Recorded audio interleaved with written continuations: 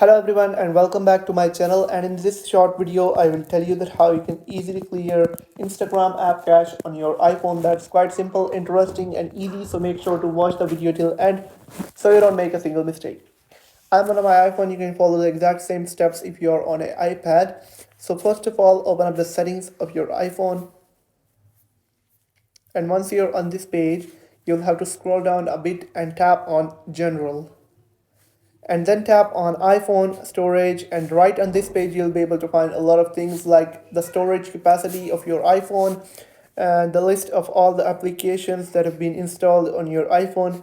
Now all you'll have to do is to look for Instagram, and once you have found it, tap on Instagram, and then you'll have to tap on upload app and then tap on upload app again, and it will remove all the cache files of Instagram from your iPhone. And then all you will have to do is to reinstall the Instagram app, and definitely your user experience will be improved because the cache files will be removed from your iPhone. I hope you found the video helpful. Make sure to like the video and hit that subscribe button if you found the video helpful. So goodbye and